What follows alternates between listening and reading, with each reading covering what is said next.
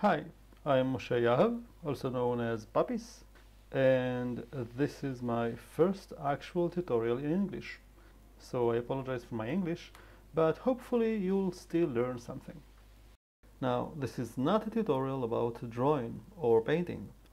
It's not even a tutorial about Autodesk Sketchbook Pro, which I'll be using shortly. It is, however, a tutorial about processes and methods. It is a tutorial about workflow, well, at least as far as creating or designing your character goes. So what's my approach to designing a character? What is my workflow? Well, first of all, I need to know the tools that I have, namely my professional advantages and disadvantages. Unfortunately, as far as disadvantages go, I have quite a few. First of all, I've never studied drawing or painting for that matter. I like drawing, I like sketching. I've been doing it for, well, more than 40 years actually, but it's definitely not as easy for me as some others that I know who do it for a living and are, well, more talented than I am. But what I am good at is visualizing what I want, imagining it, seeing it in my mind's eye, and then following through and achieving it. So, what I would do first is decide what I want. How I do that? Well, very easy. I know I need a cow for my next project, so I go and look for a cow. There is a magical place called Google where you can find almost anything you need. I just typed in a cartoon cow and I found so many references and so much inspiration. So here's my first tip. Reference, reference, reference. You may think you know what you want, you may think you know how a cow looks, but trust me, you don't. So watch all the photos you can and then decide what you like.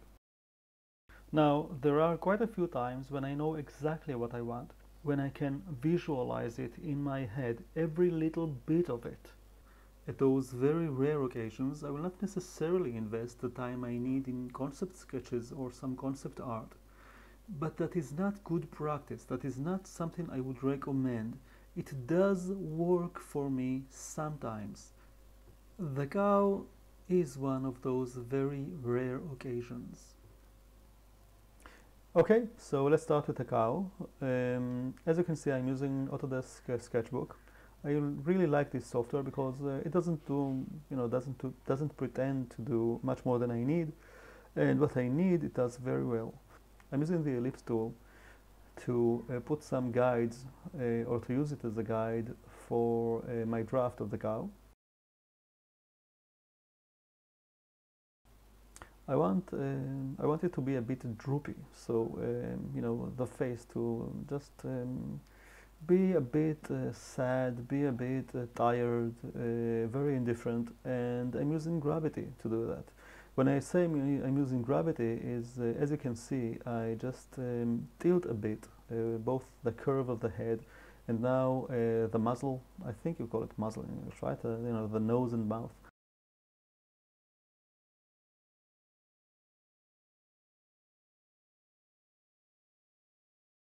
And I've tilted also the nostril just a bit further and further towards the ground. And the effect that I'm hoping to achieve is like something that's really tired and gravity just gets a hold of it.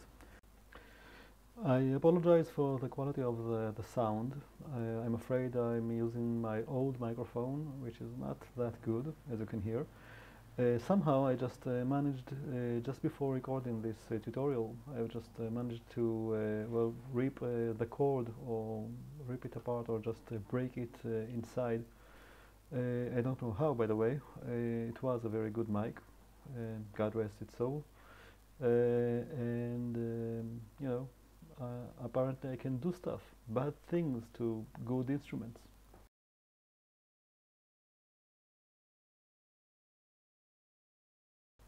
Okay, now let's use some excellent tool, beautiful tool that this software has, which is the French curve. My hand is not that stable. I think I'm really not that good of an artist. I don't draw as well or paint as well as others I know. But again, I do know to imagine what I want. And the French Curve and also other guides in this software and other programs um, just help me to to carry out well my vision, if you will. So now I'll use the French curve, various French curves that Sketchbook has to draw out some of the more, let's say, accurate and a bit difficult curves that I can that I need in this particular drawing. But sometimes you really don't have any choice. For instance, the ear. Um, sorry. The ear, I should be able to draw on my own. Also, that's not that good. Okay, so some stuff you have to do by hand. I'm afraid no other choice that you have in that matter. But again, use any guide you can. Use the French curve, the straight lines, of course, different types of ellipses or circles, and anything you can get your hands on.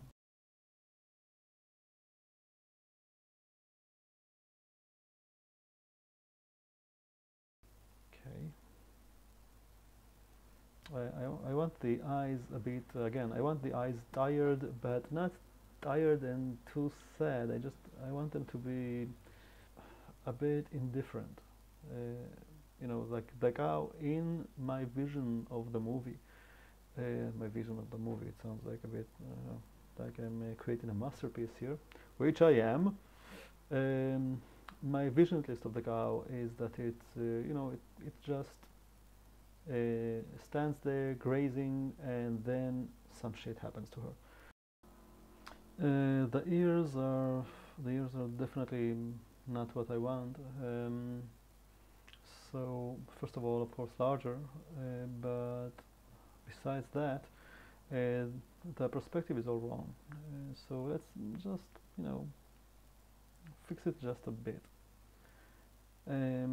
Now, I'm not talking too much about the design itself or the design rules, but whenever you want something to be cute, okay, or even if it is a very sad and misanthropic cow, actually, if you make the eyes larger, sometimes, not always, but sometimes the ears a bit larger, and of course the mouth and the nose, the whole muzzle actually, or the whole snout in different species of animals smaller, then you get it a bit, you get the cuteness out of it. If any creature has horns, then if the horns are small and rounded, usually not always, because it always depends on context. Usually, you'll get something which is less frightening, less intimidating, and again more cute. Let's just fix the mouth curve here, the lip curve actually. So again, you see, I am using the previous lines that I used, I've made with the guides, but I really think that there's nothing like a human touch, even if unfortunately I'm that human. But what can you do? I see no one else here, so I'll just have to do. I clean up a bit. It's actually that's sad. When I clean it up, it looks worse. So, but again, fortunately, I'm going to do a three-dimensional character of the cow. Otherwise, I would probably fire myself for doing what I do, just for providing this quality at least.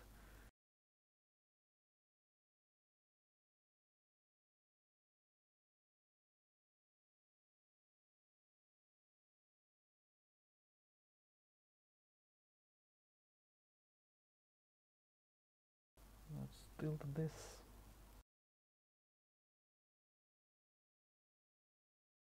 If you remember when you were kids, hopefully the older ones at least weren't born with a computer or with a pressure tablet, and we actually used pencil and paper to draw stuff.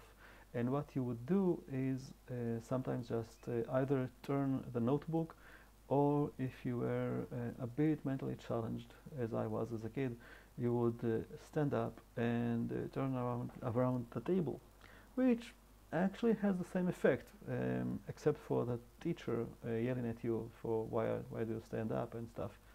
And when you tell her that it's because you're drawing, it amazingly makes it worse. So either way, standing up and turning around the table, or turning the notebook that you were drawing in, you would then use the natural, let's say, the natural arc that you have both in your wrist and in your elbow and in your shoulder, and that would help you do the arcs right.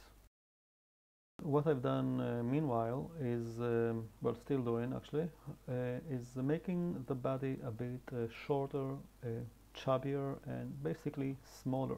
Again, for the sake of cuteness, because if the head is a bit larger by comparison to the body, then what you achieve is you diminish the size and therefore the strength and therefore the intimidation factor of the body.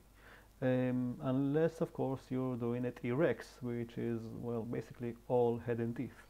Well, I did say it's all about context, right? The hind leg. Well, mammals usually, quadrupeds definitely, have a bit of a different orientation of the leg than we humans are used to. Actually, they have quite the same parts, most of them. Again, it's a bit different, but they have quite the same parts, different proportions. So you know, we should take it into notice when we create the legs. Now, since I've squashed the belly of the beast, in this case the cow, it is a bit too pot-bellied. So you know, I just make it a bit shallower and a bit, you know, it's a shallow cow. It doesn't read much, so its belly is also a bit, you know, flatter. She's been working out. Front leg is a bit straighter or thinner. Again, this is my cow. If you watch cows, okay, I would say in the wild, but I don't think there are many cows in the wild anymore. The hind leg would also be quite straight.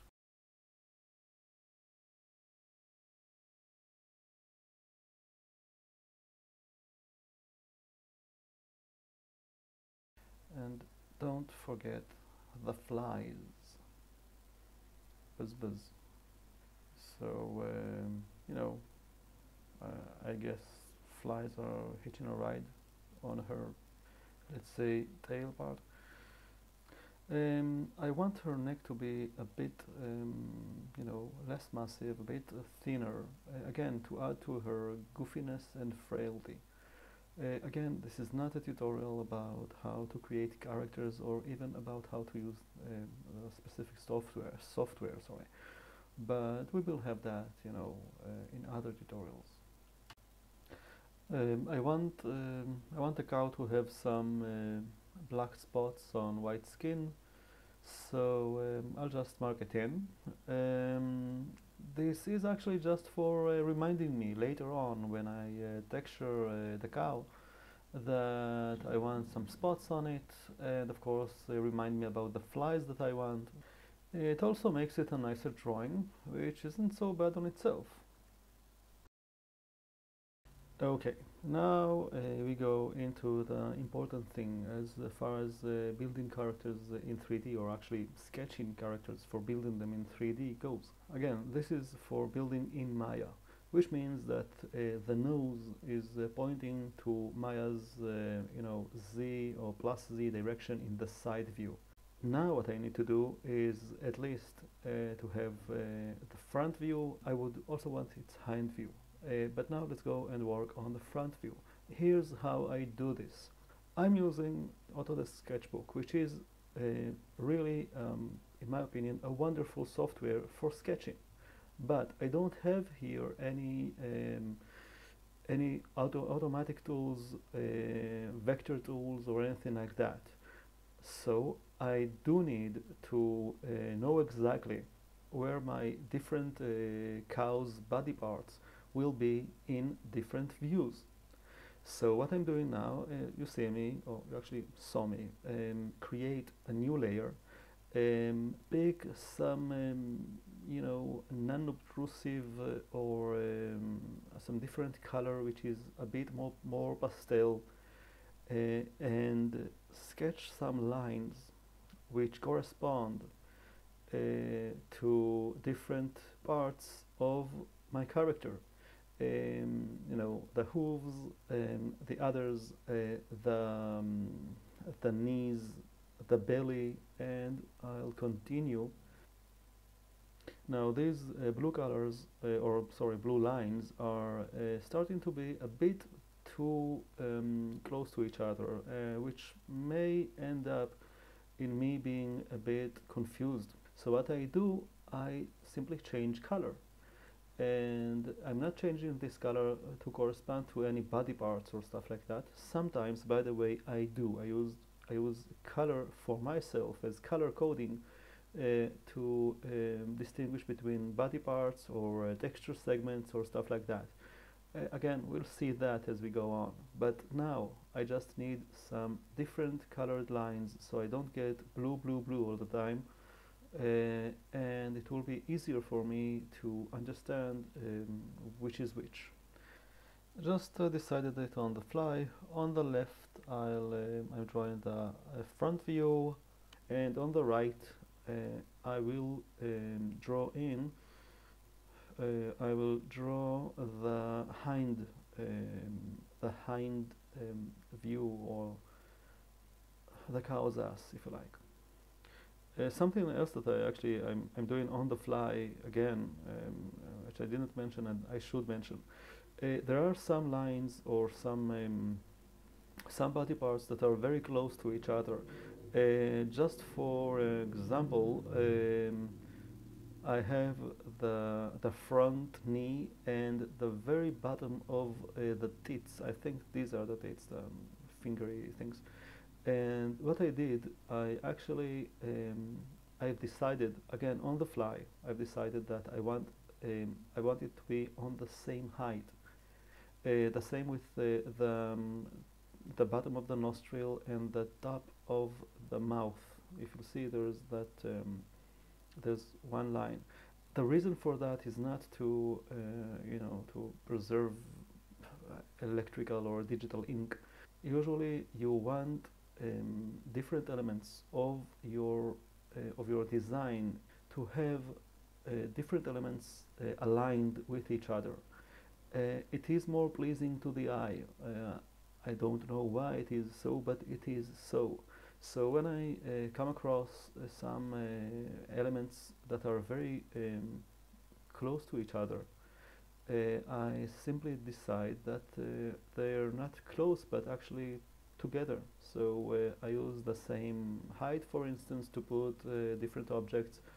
I use it in composition. I use that method, or method. It's actually more of a philosophy, I guess.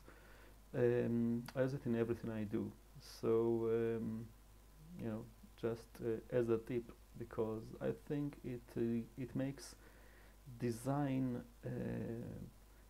a bit more approachable, a bit easier for people like me who are really not designers. I mean, there are guys out there and girls who are so much better than I am at designing. But when when you do something, um, it's really better if you understand a bit um, in different disciplines. And again, if you saw, I put the ear so it is aligned with the eye, top and bottom. Um, because as I was talking, I just saw that it fits. So again, it's a bit opportunistic on my part, but it's a very good opportunity. Again, the bottom of the nostril is aligned with the top of the mouth. The top of the nostril I've aligned with the top of the meaty part of the lips. And you see that the top of the nostril is not really aligned that way when it wasn't aligned that way when I started drawing. What I will do, I will try to align it like that when I build the cow in 3D. I've started the front view, as you see. What I do is, well, establish a line of symmetry because you need to have your symmetry. Once you have that, what you should do is copy as best you can the masses or the volumes of different body parts from the side view, which is finished, to the front view. It's quite easy. You actually either copy and paste different layers, different parts, or simply use the different tools such as the ellipse tool to try and contain and again copy the volumes of different body parts, just like I'm doing now. Started with a muzzle and the skull. As far as the torso goes, for instance, I will try and have just I don't need the depth of the cow because I won't see it in neither in the front or the hind view. And you see that it also fits within those blue lines that I've drawn earlier. Let's take the others. That's nice. It was almost a sphere when I drew it. So I drew it by hand. Something to be proud of. Now I know that I'll use these parts in the front and the hind view, so I'll just copy and paste them and fit them as best I can within those lines that I've drawn earlier. And now let's continue on with the front view. I'll just remove her nose from her ass, just some small courtesy. So here's our front view. Now at some point you have to start working. You have to do things by hand. Saying that, it doesn't mean that you should be stupid. Remember, this is for lazy people such as me. So I'll try to utilize whatever tool the software has to offer. And Sketchbook has, for instance, a very strong and very nice and very easy to operate symmetry tool. And so that's what I'll use.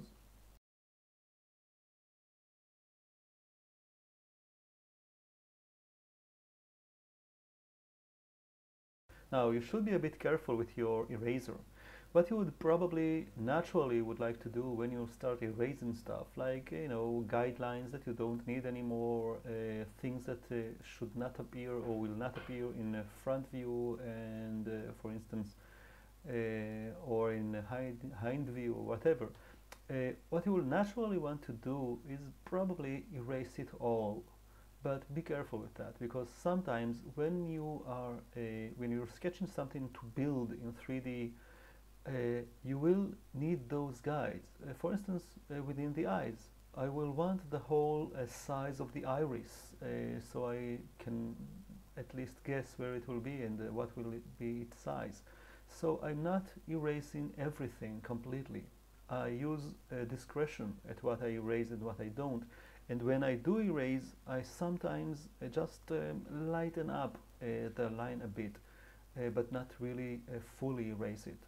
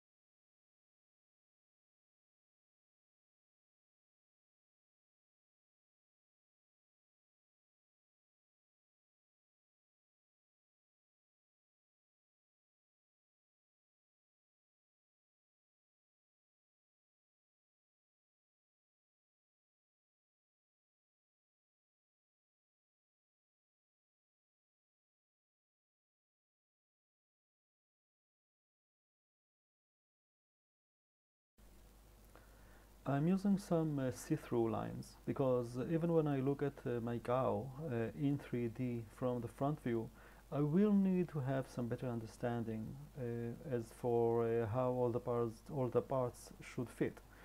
The problem is that it's all black or gray, so I'm changing the color, and so I can have a better understanding of what lines should be hidden. In this case, I use some light pinkish orange, and of course do some cleanup of the lines that I really shouldn't see anyway. Now I think it's quite enough as far as the front view goes. And I have still the very important task of checking my character or the design of my character. One of the best ways to check this, to do this, is to create a silhouette, and that's what I'm doing now actually. It's very simple. You just take a solid color. Usually people use black or white. I'm using here blue just for me not to lose track of my pencil lines. You just choose some big brush, thick and solid one, and draw in, fill in your character.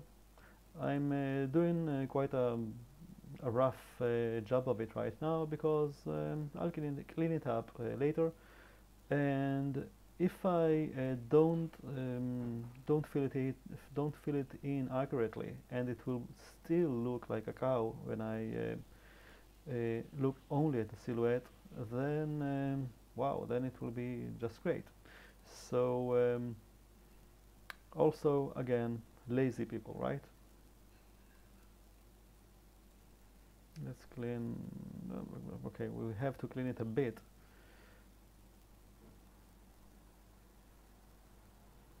And here as well.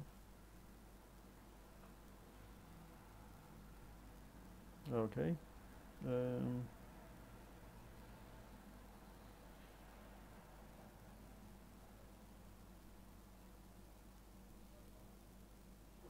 Again, I'm tilting, just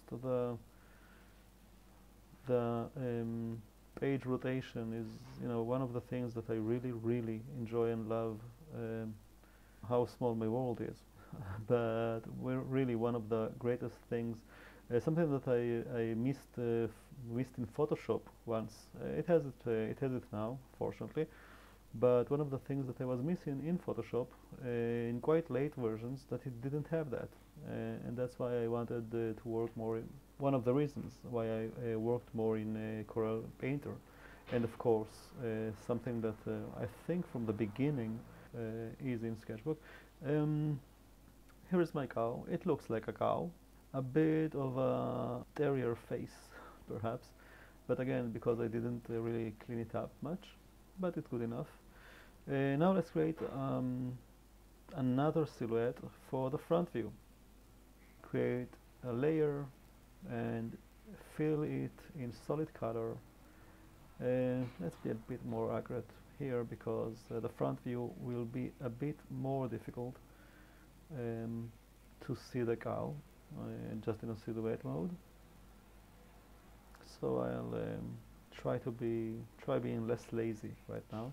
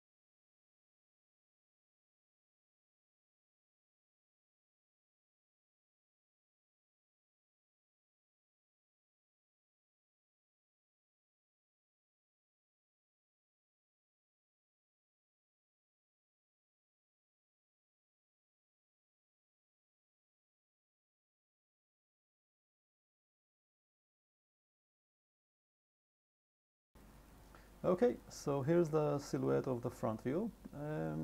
It's quite a cow um, with some very unevenly shaped ears. So now let's go to the hind view or to the back view. Um, and I'll do some copying and pasting. So I have more or less the same silhouette. And again, let's remove the nose from her ass. Also, let's bring back her eyes to where they should be, which is not to the back of of her head.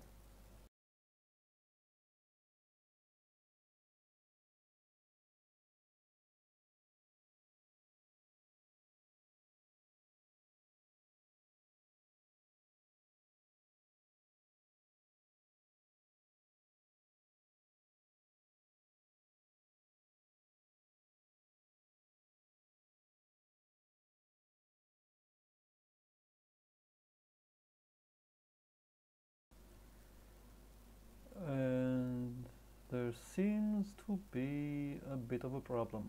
Um, Two problems actually. One of which, the main one,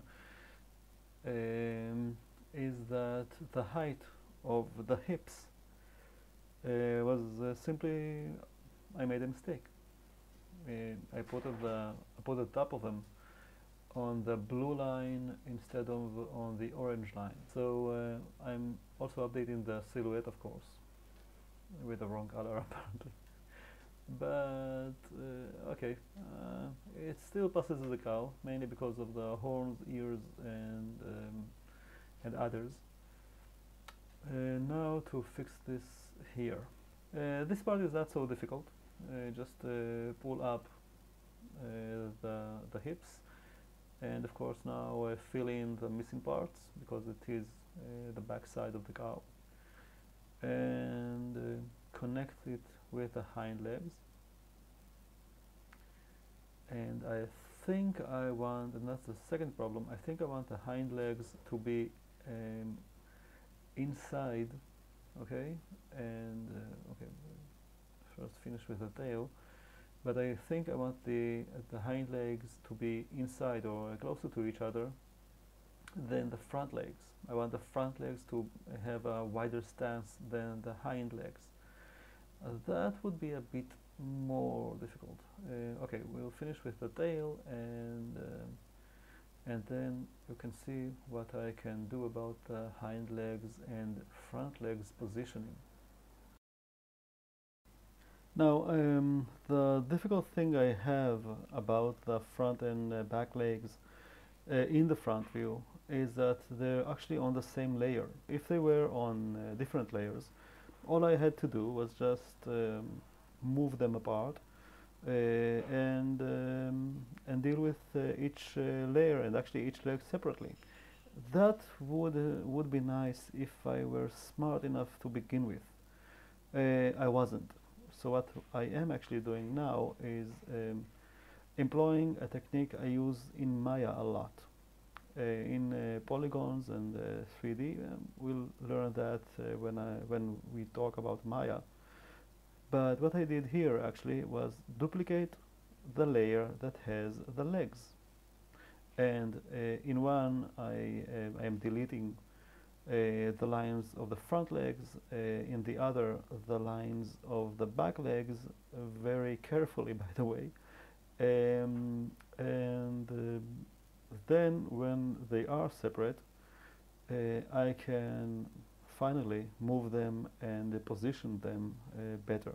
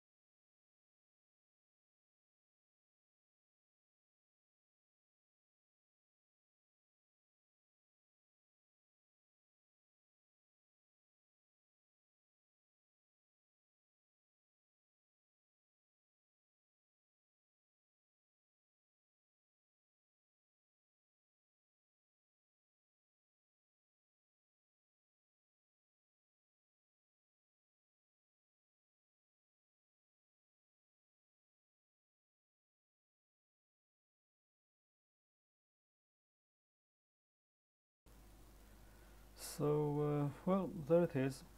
It's good enough for me. And the cow goes into Maya.